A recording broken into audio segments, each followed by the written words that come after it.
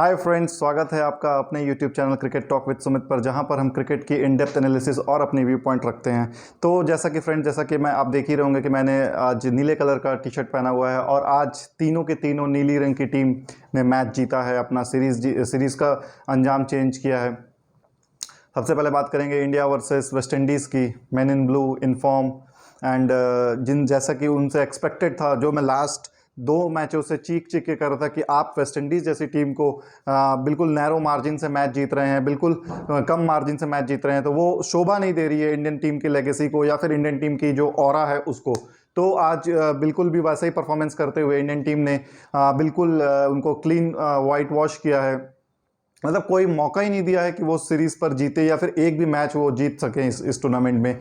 तो जैसा कि इस मैच में शुभमन गिल ने 98 रन बनाए, शिखर धवन ने 58 रन बनाए। शुभमन गिल से मेरे को 2-3 शिकायतें हैं, बट इनका वो पहला सेंचुरी था तो वो लग रहा था कि अपने सेंचुरी के लिए खेल रहे हैं और बहुत ही स्लो हो गए थे। भगवान को भी वो मंजूर नहीं था कि वो ऐसा स्लो सेंचुरी बनाए जिससे वो, मतलब उन्होंने पूरा तो कोशिश कर लिया था कि मैं सिंगल्स ही बनाऊंगा, नहीं तो एक समय पे वो अच्छा रन रेट से और एक अच्छे अटैकिंग मूड के साथ बैटिंग कर रहे थे, लेकिन सेंचुरी के चक्कर में आकर के वो अपनी इनिंग को बहुत ही स्लो डाउन कर दिया और भगवान ने उसी टाइम एट द मोमेंट बारिश करा दी और वो ही वॉज लेफ्ट स्ट्रैंडेड। उनको कुछ समझ में नहीं आया कि क्या कर रहे हैं या क्या हो रहा है। एक तरह से उनके लिए अच्छा हुआ कि ऐसी सेंचुरी वो नहीं बना पाए कि मतलब टीम के लिए ना खेलते हुए वो खुद के लिए खेल रहे थे, मुझे ऐसा फील हुआ। लेकिन तारीफ करनी होगी श्रेयस अय्यर की, जिन्होंने 44 रन बनाया, बट ही लुक्ड अनकंफर्टेबल। जो अकील हुसैन और आपके जो सेकंड स्पिनर थे उनके, वो बहुत ही ऑफ स्टिक बॉलिंग कर रहे थे और वो स्ट्रगल कर रहे थे, मतलब खुल के वो हिट नहीं कर पा रहे थे। तो वहाँ पर उनसे मेरी शिकायतें हैं। अगर आप ऐसी टीमों के साथ अपनी खुद बेस्ट अटैकिंग गेम नहीं खेल पाओगे तो फिर आपको बहुत मुश्किल होगा जब आप टफ अपोनेंट के साथ बैटिंग करने आओगे, या और जब टफ कंडीशन होगी इंडियन टीम की, जहाँ पर आपको क्विक 30, 35, 40 ऑड रन स्कोर करने होंगे, तो वहाँ पर यहाँ पर श्रेयस अय्यर को अपनी गेम को बहुत इंप्रूव करना होगा। जो भी उनके वीक पॉइंट्स हैं उन पे बहुत वर्कआउट करना पड़ेगा और वहाँ से एक चैंपियन बैट्समैन की तरह उनको वापस आना पड़ेगा। सर, मेरे ख्याल से राहुल द्रविड़ ये सब कुछ देख रहे होंगे और एनालिसिस कर रहे होंगे अपने बाकी बैटिंग कंसल्टेंट विक्रम राठौर के साथ मिलकर के। विक्रम राठौर जब तक रवि शास्त्री के इसमें थे तब तक उनका परफॉर्मेंस थोड़ा अच्छा लग रहा था, टीम के लिए सोच रहे थे, लेकिन जब से रवि शास्त्री के जाने के बाद से राहुल द्रविड़ के, तो वो थोड़ा सा इनसिक्योर टाइप की फीलिंग आ रही है मुझे जो लग रहा है। तो इंडिया ने आपकी पहले बैटिंग करते हुए कुछ अच्छा खासा 240 के आसपास इंडिया ने स्कोर कर लिया था और आपका टोटल उनके 4 या 5 विकेट ही लूज डाउन हुए थे और इंडिया अपनी पूरी इनिंग्स खेल नहीं पाई। बीच में बारिश 2-3 बार आई और उन्होंने एक मतलब ना चाहते हुए भी इनिंग को इंटरप्ट करना पड़ा और इनिंग ख़त्म हुई। जब इनिंग ख़त्म हुई तो डकवर्थ लुइस मेथड लगाया गया और इंडिया के स्कोर थोड़े से और बढ़ गए और वही स्कोर वेस्ट इंडीज़ को 35 ओवर्स में चेस करने थे। वेस्ट इंडीज़ की इंडिया की तरफ से बहुत ही ज़बरदस्त बॉलिंग हुई और स्पेशली मोहम्मद सिराज और युजवेंद्र चहल ने जनरली जो विकेट्स लिए हैं वो नीचे टेल एंडर्स से लिए हैं, लेकिन विकेट्स होता है और इनसे उनको कॉन्फिडेंस मिलेगा कि हाँ, मैं मिडिल ओवर्स में विकेट टेकिंग ऑप्शंस हूँ, और जो कि हम युजवेंद्र चहल से हमेशा एक्सपेक्ट करते हैं कि वो रन सेविंग पे ना जाएं। He is a premium bowler, he is your leg spinner, and leg spinner हमेशा अटैकिंग बॉलर होता है और वो हमेशा विकेट के लिए जाता है। नो डाउट, अगर आपको 50 रन 60 रन पड़ भी जाएं और अगर आप अपोनेंट टीम के 3 विकेट ले लेते हैं तो पूरा का पूरा आप अपनी टीम को बहुत ही अच्छा सपोर्ट करेंगे मैच को जीतने के लिए। तो वही काम यहाँ पे युजवेंद्र चहल ने किया। मैं टीम मैनेजमेंट से दाद भी देता हूँ। मैंने लास्ट वीडियोज़ में भी कहा है कि युजवेंद्र चहल को आप कभी भी उनको रेस्ट ना दें, क्योंकि वो एक रिदमिक बॉलर है। अगर उनका रिदम चला जाता है तो फिर वो डाउन एंड आउट हो जाते हैं, चाहे कोई भी अपोनेंट हो। अगले वर्ल्ड कप तक आपको युजवेंद्र चहल को हर मैच खिलाना है ताकि वो डे बाय डे अपने कॉन्फिडेंस को इंप्रूव करें, चाहे वो रोहित शर्मा की कैप्टनसी हो, चाहे वो शिखर धवन की कैप्टनसी, जिसकी भी कैप्टनसी में वो खेल रहे हो, वो अपना पूरा मौका खेलें, क्योंकि उनसे हम he is not a utility bowler. जैसा रविचंद्रन अश्विन हुए या फिर आपके रविंद्र जडेजा हुए, ये लोग चलो बॉलिंग नहीं कर रहे हैं तो बैटिंग में या फिर फील्डिंग में अपना कर सकते हैं, लेकिन युजवेंद्र चहल उनको पूरा 10 ओवर बॉलिंग करनी है और उनको विकेट निकालना है, जो काम आपका आदिल रशीद किया करते हैं इंग्लैंड टीम के लिए। वो विकेट टेकिंग ऑप्शन है भाई, उनको अगर आप रन सेविंग में लगा दोगे तो वो खुल करके अपना परफॉर्मेंस नहीं दे पाएंगे, वो डाउन एंड आउट हो जाएंगे। तो इसी के साथ और वेस्ट इंडीज़ ने अपनी ये 9वीं लगातार हार मुकम्मल कर ली है कि अब उनका जो प्रीवियस रिकॉर्ड है वो 11 मैचेस का है और ये वेस्ट इंडीज़ की 9वीं लगातार हार है। ये जून और जुलाई में ही ये हार टोटल हुई है, 9 हार, कंटिन्यूस हार की मैं बात कर रहा हूँ। किसी भी ओपोनेंट के साथ आप खेलते हुए 9 बार कंटिन्यूस आप वनडे टूर्नामेंट हारे हैं। और ये इंडिया का रिकॉर्ड भी है कि वेस्ट इंडीज़ के साथ या फिर किसी भी अपोनेंट के साथ मैक्सिमम बायलेटरल सीरीज़ किसके अगेंस्ट में आपने जीता है तो वो वेस्ट इंडीज़ के नाम पे है। और इंडिया ने वेस्ट इंडीज़ को 12 लगातार बायलेटरल ओडीआईज़ में हराया हुआ है। ये सिलसिला 2007 से लेकर के 2022 तक चलता हुआ आ रहा है। इसके बाद सेकंड है पाकिस्तान वर्सेस जिम्बाब्वे, जहाँ पर 11 मैच पाकिस्तान ने जिम्बाब्वे को हराया हुआ है बायलेटरल टूर्नामेंट की मैं बात करूँ तो। इसके बाद आपका आता है साउथ अफ्रीका ने भी जिम्बाब्वे को हराया हुआ है। उसके बाद आपका इंडिया वर्सेस श्रीलंका का भी आता है, जब बीच में MS धोनी कैप्टन हुए थे और इंडिया जब भी श्रीलंका के साथ खेलती थी तो वो टूर्नामेंट इंडिया जीत रही होती थी। आपका 2007 से लेकर के 2021 तक ये सिलसिला चला है और इंडिया ने शायद श्रीलंका को 9 बार कंटिन्यूस हराया है ओडीआई ट्रॉफी में, टूर्नामेंट में, अगर बायलेटरल सीरीज़ की बात की जाए तो यहाँ पर इंडिया की बहुत ही ज़बरदस्त एक क्लिनिकल परफॉर्मेंस जिसको बोला जाता है, इंडिया ने वो चीज़ करके दिखाया। एक डोमिनेंट फैक्टर निकल कर आए, स्पेशली मोहम्मद सिराज, जिन्होंने अपने फर्स्ट ओवर में ही टीम के सेकंड ओवर और अपने खुद के फर्स्ट ओवर में 2 विकेट इंपॉर्टेंट निकाली और उसके बाद से वहाँ से वेस्ट इंडीज़ उभर नहीं पाया। वो वेस्ट इंडीज़ की तरफ से आपके साई होप्स ने 22 रन जरूर बनाए, एक उसमें एक 6 भी शामिल था, लेकिन उसके अलावा निकोलस पूरन और ब्रैंडन किंग, यही 2 प्लेयर 40-40 रन स्कोर कर पाए। बाकी सभी बैट्समैन आया राम गया राम, तू चल मैं आया वाला हिसाब करके निकलते चले गए और कोई भी रिस्पॉन्सिबिलिटी नहीं लिया। ये भी नहीं कोशिश किया कि हम मैच को क्लोज लेकर के जाएं, या जैसे वेस्ट इंडीज़ का स्टाइल होता है कि हम पूरे ओवर नहीं खेल सकते, चाहे आप 20 ओवर के खिला लो, चाहे 40 ओवर खिला लो, चाहे 50 ओवर के खिला लो, हमें पूरे ओवर नहीं खेलने हैं। ये उनका फंडा है। और निकोलस पूरन का ये मतलब जब से ये वो कैप्टन बने हैं उन बहुत ही बुरे दौर से गुजर रहे हैं वो, चाहे वो बांग्लादेश ने भी उनको वाइट वॉश किया हो, अभी रिसेंटली इंडिया वाइट वॉश कर रही है और अभी नेक्स्ट आपका T20 का टूर्नामेंट चालू होने वाला है 5 मैचों की। यहाँ पर मुश्किलें और बढ़नेगी क्योंकि इंडियन टीम के प्रीमियम बैट्समैन एंड बॉलर्स वापस आएंगे टीम में और टीम इंडिया और कॉन्फिडेंट और चार्ज अप और आक्रमण करने के लिए रेडी होगी वेस्ट इंडीज़ के ऊपर। तो वेस्ट इंडीज़ को यहाँ पर कमर कसनी होगी, एटलीस्ट वो 1 या 2 मैच में रेजिस्टेंस शो करें और मैच को निकालने के लिए का आतुर रहें कि हाँ हम ये मैच जीत सकते हैं या ये मैच हम निकाल सकते हैं। कुछ पॉजिटिव पॉइंट्स वेस्ट इंडीज़ की नज़र से भी थे, जैसे सही होप्स ने सेंचुरी स्कोर किया, आपके काइल मेयर्स ने फर्स्ट मैच में 75 ऑड प्लस स्कोर किया, रोमारियो सेफर्ड का अच्छा कंट्रीब्यूशन था lower down the order, Akeal Hosein उनके अच्छे बॉलिंग यूनिट कर गए, लेकिन ये सब किसी एक मैच में परफॉर्म करते हैं, एक मैच में नहीं परफॉर्म करते हैं। तो यहाँ पर वेस्ट इंडीज़ को कलेक्टिव परफॉर्मेंस की ज़रूरत है। अगर जब तक कलेक्टिव परफॉर्मेंस नहीं आएगा तब तक उनकी टीम नहीं जीत सकती है, बिल्कुल वो फारिग होते चले जाएंगे और डे बाय डे वो इम्प्रूवमेंट नहीं आएगी। तो काइल में यहाँ मतलब आप रिस्पॉन्सिबिलिटी लो या रिस्पॉन्सिबिलिटी दो प्लेयर्स को, जैसे अगर टॉप बैट्समैन है तो उसमें से एक अगर कोई आउट हो जाता है तो दूसरा को पूरी इनिंग खेलना है, चाहे वो आप 70 रन ही पूरे 50 ओवर में आपके खुद के इंडिविजुअल क्यों ना हो, लेकिन आप पूरी इनिंग खेलेंगे। जब तक इस टाइप की रिस्पॉन्सिबिलिटी, मुझे समझ में नहीं आता है कि फिल सिमंस कर क्या रहे हैं, केवल बयानबाजी देते हैं कि हाँ हम ये कर देंगे, हम इस बार पूरे टूर्नामेंट में पूरे तैयारी के साथ आए हैं, ये आए हैं वो आए हैं, लेकिन कुछ फील्ड पे नज़र नहीं आता है। तो यहाँ पर मैनेजमेंट को ये सोचना पड़ेगा कि हमें क्या जैसे देखिए बांग्लादेश की एक टीम थी, ठीक है, बांग्लादेश की टीम में एक जावेद उमर बेलिम करके एक बैट्समैन होते थे ओपनिंग, उनका काम था कि मेरे को पूरी टीम को खड़े रखना है, मैं अपने स्कोर नहीं बनाऊंगा, मैं अपने टीम मतलब 1 इंच से मैं विकेट को संभाल के रखूंगा। तो इस टाइप के बैट्समैन वेस्ट इंडीज को चाहिए होंगे कि 1 इंच से मैं खड़ा रहूंगा, चाहे वो काइल मेयर्स बने। शे होप्स से उम्मीद नहीं, क्योंकि शे होप्स बहुत तेज इनिंग खेलते हैं और एक रैपिड पेस के साथ इनिंग, वैसे तो वेस्ट इंडीज़ में सारे लोग रैपिड पेस के साथ खेलते हैं, लेकिन शे होप्स भी उस कैटेगरी में आते हैं कि कभी भी एक बैड शॉट्स खेल करके आउट हो जाते हैं। तो यहाँ पर काइल मेयर्स को वो या तो वो रोल मिले या फिर नीचे निकोलस पूरन ले वो रोल कि मैं फर्स्ट डाउन आऊँगा और मैं पूरे एंड तक खेलूँगा। मेरे साथ वाला जो जैसे बीच में आपका ये कर रहे थे, जो मुझे देख के अच्छा लग रहा था, आपके क्या नाम है पोलार्ड, जब वो कैप्टन थे, वो हिट नहीं करते थे, वो अपना एक एंड से अपना स्कोर रखते थे, बाकी दूसरे एंड वाले हिट करते थे, फिर लास्ट में जाकर के पोलार्ड हिट करना चालू करते थे, या फिर लगता था उनको कि हाँ अब सिचुएशन आ गई है या सिचुएशन डिमांड कर रही है कि मुझे अभी अटैकिंग क्रिकेट खेलना है, तो वो अटैकिंग क्रिकेट खेलते थे। लेकिन यहाँ पर ऐसा हो नहीं रहा है वेस्ट इंडीज़ टीम के साथ, और वो काफ़ी down and down and down चलती जा रही है। एक वेस्ट इंडीज़ को हम एक लेगेसी के तौर पे देखते हैं कि वो एक सुप्रीम फोर्स हुआ करती थी अपने अपने 75, 70, 85, इवन 90 तक। जब से आपके 92 वर्ल्ड कप के बाद से वेस्ट इंडीज़ का डाउनफॉल हुआ है, और रिची रिचर्डसन जब से आपके कैप्टनसी उन्होंने छोड़ी है 96 के वर्ल्ड कप के बाद से, तब से वेस्ट इंडीज़ टीम को हल्के में लिया गया है। ये क्या ब्रिलियंस चल गया, कभी कार्ल हूपर खेल लिए, या कभी ब्रायन लारा खेल लिए, कभी चंद्रपाल खेल लिए, कभी क्रिस गेल खेल लिए, लेकिन कलेक्टिव जो आता है ना जैसे फॉर्म में, वो नहीं आ रही है। तो यहाँ पर आपको बहुत कुछ सोचना होगा और बहुत कुछ मैनेजमेंट को डिसीजन लेनी होगी कि कैसे इसको हम इम्प्रूव कर सकते हैं।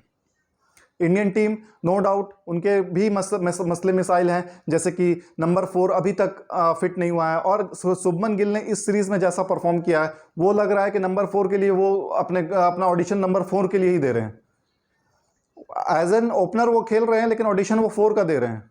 तो यहाँ पर जो 4 के प्रबल दावेदार हैं, स्काई हो गए disappointed, Sanju Samson again disappointed, उसके बाद आपका दीपक हुड्डा थोड़ा बहुत उनका चल रहा है, लेकिन वो उस लेवल पे नहीं आ पा रहे हैं कि अपोनेंट उससे डरे कि यस ये एक 4 नंबर पे एक ऐसा बैट्समैन है जो हमारे ऊपर कभी भी हावी हो सकता है। वो चीज़ मेरे को स्काई में नज़र आती है, लेकिन स्काई अभी फॉर्म में हो सकता है वो T20 मोड पे ही हो और T20 का ही वो सोच रहे हो, अपने आप को गियर बदलने की उनकी भी ज़रूरत पड़ेगी कि T20 वर्ल्ड कप एक बार हो जाए, उसके बाद वो वनडे सिनेरियो में, लेकिन तब तक बहुत लेट ना हो जाए और कोई और उनकी जगह ना ले ले।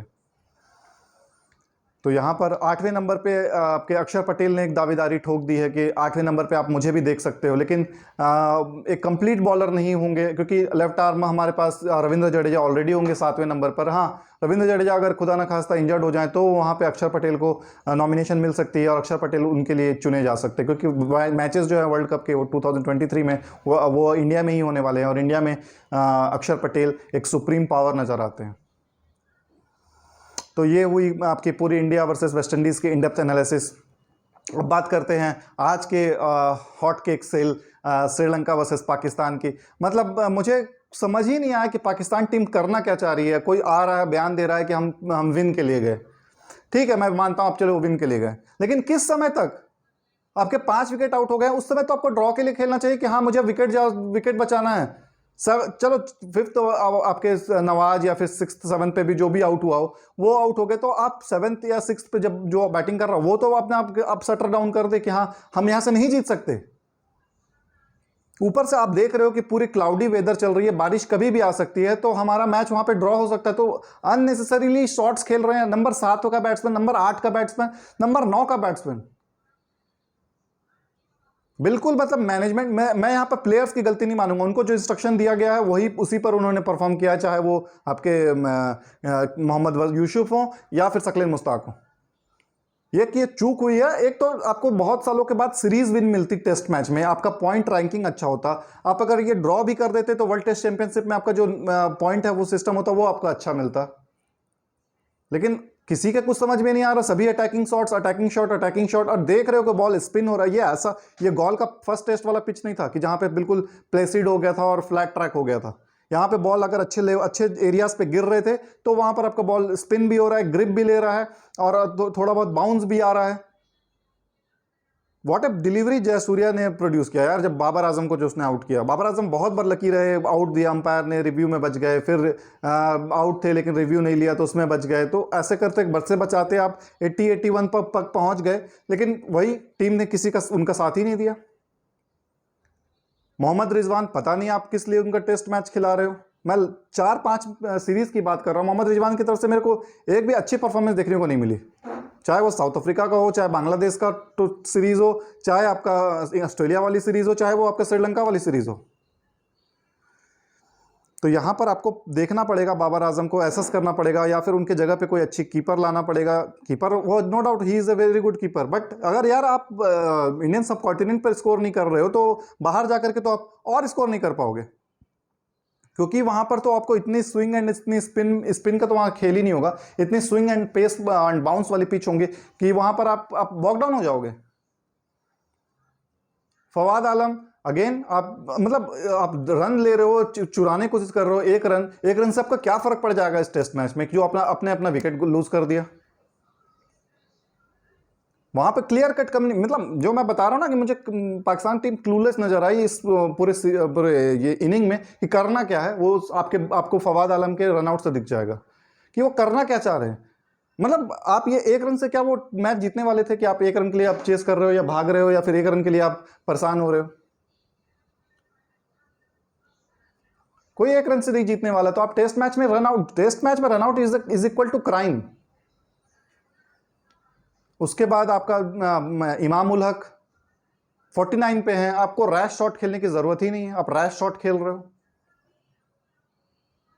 बिल्कुल टोटल यहां पर बैटिंग फेलियर है, टोटल आपका मिसमैनेजमेंट है। उनको मतलब समझाया ही नहीं गया कि हमें क्या करना है। आप देख रहे हो कंडीशन ओवरकास्ट है, कभी भी रेन आ सकती है, हम बच सकते हैं, बच गए तो हम सीरीज जीत सकते हैं। श्रीलंका में सीरीज जीतना आसान नहीं हो, पहले तो आप था ही नहीं जब तक मुरलीधरन थे। मुरलीधरन के जाने के बाद रंगना हिरात ने भी सिकंजा अपना कस के रखा हुआ था।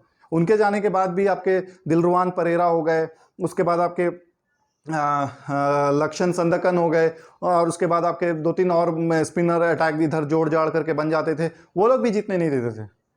इस बार तो आपके जो प्रीमियम बॉलर थे लसित एम्बुल्डेनिया, वो तक नहीं खेले एक भी मैच। और वहां पर, और ये जयसूर्या सिर्फ 3 मैचेस, उसको आपने सुपर स्टार बना के रख दिया यार। मतलब जो बंदा अपना फर्स्ट टेस्ट मैच खेल रहा है, सेकंड टेस्ट मैच खेल रहा है, वो सुपरस्टार बन गया है। वो आपको चढ़ करके बॉलिंग कर रहा है, अटैकिंग बॉलिंग कर रहा है। वो आपको बता रहा है कि यार यहां पे मैं राजा हूं, यहां का मैं सिकंदर हूं। मतलब एक समझ में आता है कि चलो एक 30 टेस्ट मैच का एक्सपीरियंस बॉलर है, 40 टेस्ट मैच का, वो आपको अगर आउट कर रहा है या परेशान कर रहा है तो समझ में आ रहा है। वो फर्स्ट टेस्ट उसका खुद का, वो कंप्लीट फर्स्ट सीरीज था यार उसका। ऑस्ट्रेलिया के साथ उसने जस्ट एक टेस्ट मैच खेला था। आप बिल्कुल वहां पे फारिक नजर आ रहे हैं, बिल्कुल आप अपने आप को ऐसा कर दिया है कि हम तो खेल ही नहीं सकते हैं स्पिन अटैक को। उसके बाद नीचे डाउन द लाइन आ जाइए हसन अली के ऊपर। दोस्ती यारी खिलाने के चक्कर में आप हसन अली जैसा मतलब क्यों उसको आपने टेस्ट मैच में खिलाया हुआ है यार। ही is a very good bowler in one day and ODI. अगर वो वनडे ओडीआई में फेल होता है तो उसको टेस्ट में ले आते हैं, टेस्ट से फेल होता है तो फिर T20 में घुसा देते हैं। मतलब उनको सर्कल बना के रख दिया आपकी, एक में फ्लॉप होंगे, हमको दूसरे रास्ते से इंटर करा देंगे। तो यहां पर टीम मैनेजमेंट को देखना बहुत जरूरी है कि हम मेरिट के ऊपर टीम सिलेक्शन करें, ना कि यारी दोस्ती पे। बहुत सारे लोग बोलते हैं कि बाबर तो अच्छा खेल रहा था, वो अकेला फंस गया। तो ऐसी टीम सिलेक्ट ही क्यों करते हो यार कि वो अकेला फंस जाए। आपको अच्छी टीम सिलेक्ट करके देनी होगी, तभी वो उसका साथ निभाएंगे। इस टेस्ट मैच में मैंने कंप्लीट कहा था कि अजहर अली का होना मैंडेटरी है। आप भले एक बॉलर कम खिला लेते। सलमान अली आगा का मेरे को ये बताइए इसमें वो क्या बॉलिंग परफॉर्मेंस किए, हसन अली क्या बॉलिंग परफॉर्मेंस। अगर ये दो इनको निकाल करके आप एक प्रॉपर बैट्समैन को खिला लेते तो आपको ज्यादा कार्यकर्दगी में शामिल हो। मतलब आपने बॉलिंग अटैक इतना घुसा दिया, इतना बॉलिंग ऑप्शन ले लिया कि आपने पूरी टीम का बैलेंस ही खराब कर दिया। और जब आपको पता है कि मेरे पास फवाद आलम जैसा बैट्समैन सेकंड डाउन के लिए बेस्ट है, रिजवान को आप प्रमोट कर रहे हैं वहां पे। यार Rizwan 5th number 6th number के लिए अच्छा बैट्समैन है, बट नॉट एट 4 नंबर। यार चौथे नंबर पर सचिन तेंदुलकर जैसे बैट्समैन खेला करते थे, पाकिस्तान से इंजिमाम उल हक जैसे बैट्समैन खेला करते थे। आप मोहम्मद रिजवान को भेज रहे हैं। चौथे नंबर पे हमेशा आपका टॉप बॉलर जाता है। यहां पर बिल्कुल भी अपने टीम स्पोर्ट्समैनशिप मेरे को मतलब लगता है टीम स्पिरिट के साथ पाकिस्तान नहीं खेली। दोस्ती यारी निभाने के लिए और अपने बेस्ट फ्रेंड्स को खिलाने के लिए वो टीम में जुगाड़ बना करके घुस रहे हैं। ये रोकना होगा।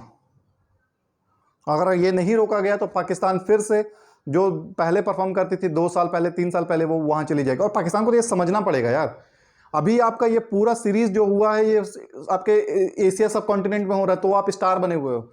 जब जैसे ही आप सेना कंट्री में खेलने जाओगे आपको मौका तक नहीं मिलेगा।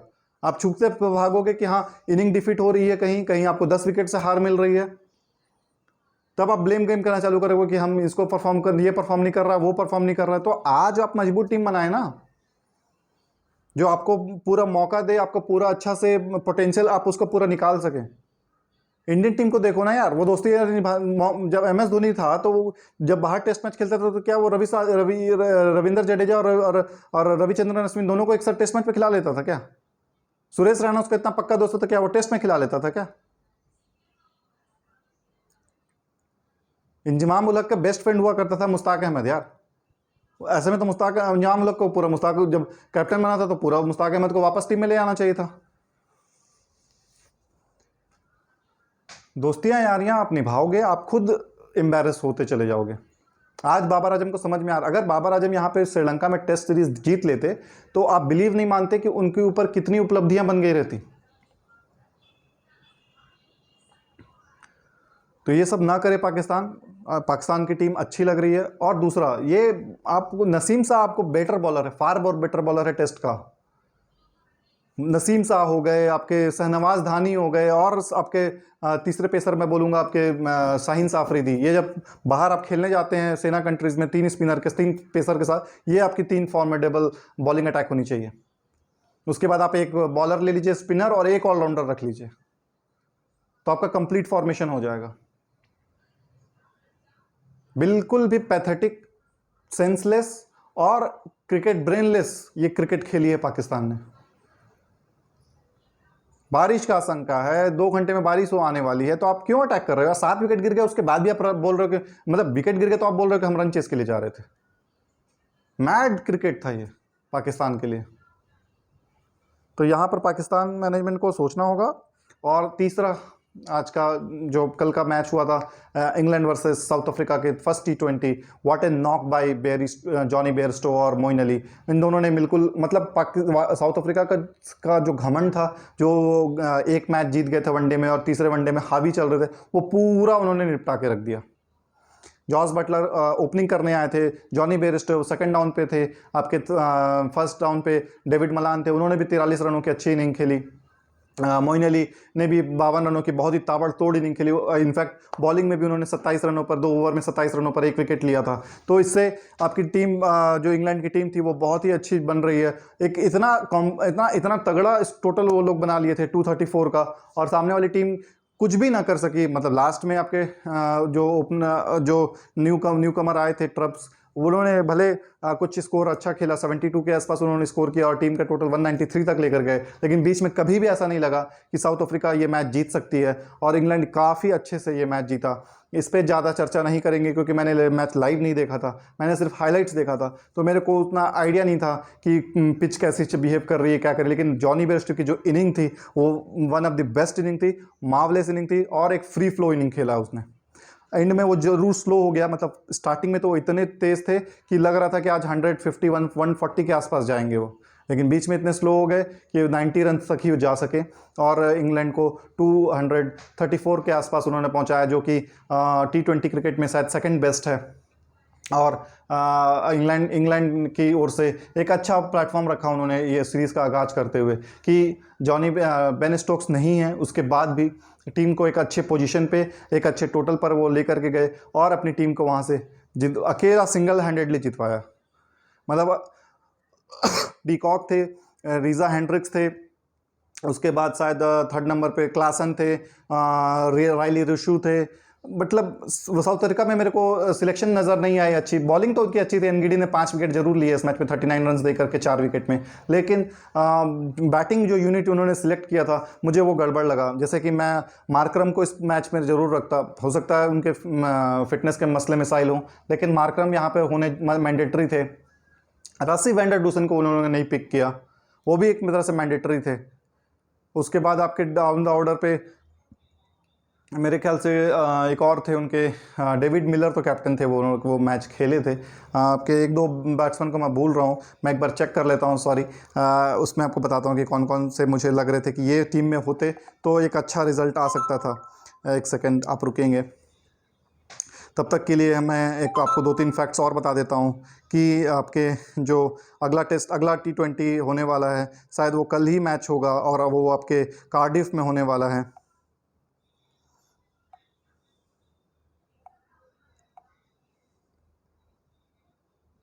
वैंडर डूसन नहीं थे, मार्करम नहीं थे, ड्वेन प्रिटोरियस आपके प्रीमियम बॉलर हैं यार, ऑलराउंडर है वो। आपने इंडिया में उसको यूज़ किया हुआ था पिंच हिटर के तौर पर। प्रिटोरियस नहीं थे इस टीम में, वेन पार्नल नहीं थे, नोकिया नहीं थे। और 4-5 तो मेरे को मैंने ऐसे ही बता दिया यार कि टीम मैनेजमेंट में मतलब पूरी, हो सकता है उनका क्या कॉल था, क्या डिसीजन था, लेकिन ये 5 प्लेयर तो आपके हमेशा होने चाहिए। नोकिया, प्रेटोरियस, मार्करम, उसके बाद आपके क्या बोलते हैं, मार्करम के बाद आपके वैंडर डूसन, ये 4 हो गए, ये सब होने चाहिए।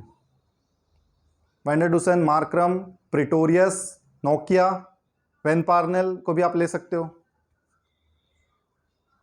तो यहाँ पर सिलेक्शन की मुझे इशू लगी है। अगर ये टीम के साथ खेलेंगे तो और भी मजबूत इनकी टीम लाइनअप होगी और इंग्लैंड को कड़ी मुकाबला दे सकती है, क्योंकि इंग्लैंड के पास बॉलर्स नहीं है।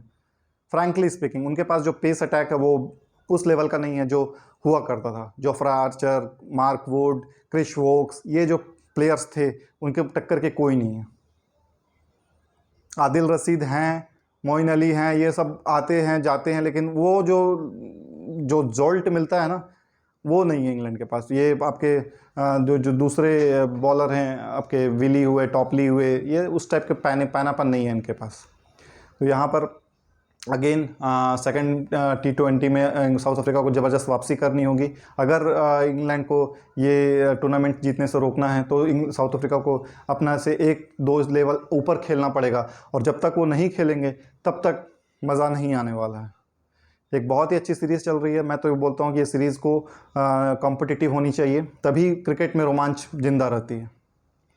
तो इसी के साथ दोस्तों आज का वीडियो यहीं समाप्त करते हैं और मिलते हैं एक न्यू वीडियो के साथ, एक न्यू टॉपिक पे, कुछ नया पे। क्या दोस्तों, मेरे को आप कमेंट्स में ज़रूर बताइएगा कि आप जानना चाहते हैं कि करुण नायर को 300 बनाने के बाद भी इंडियन टीम में क्यों जगह नहीं मिली, या वो क्यों नहीं उनको प्रेफर किया गया। तो आप मेरे को ज़रूर कमेंट में बताइएगा, मैं उस पर भी टॉपिक बनाऊँगा आपका। मैं बीच बीच में कोशिश करूँगा कि कुछ टॉपिक्स लेकर आऊँ, क्रिकेट से रिलेटेड ही कुछ टॉपिक्स लेकर आऊँ कि क्यों आपके करुण नायर को कभी प्रेफरेंस नहीं मिला, या फिर क्यों कुछ बॉलर्स को या बैट्समैन को इंडियन टीम ने मौका नहीं दिया इतना अच्छा खेलने के बाद भी। तो ये सब टॉपिक्स पे मैं कवर करूंगा। उसमें वो सिर्फ सिंगल टॉपिक होगी और उसी पे पूरा वीडियो कवर होगा। बाकी जो हम डे टू डे एनालिसिस करते हैं या टॉपिक्स के ऊपर या फिर खबरों के ऊपर या फिर क्रिकेट मैच के ऊपर इन डेप्थ एनालिसिस करते हैं, वो तो चलती रहेंगी। तो इसी के साथ दोस्तों मैं आपसे विदा लेता हूँ। मिलते हैं एक नए वीडियो पर एक नए शाम को, और जय हिंद। अपना बहुत बहुत पूरा ख्याल रखिएगा। Thank you friends.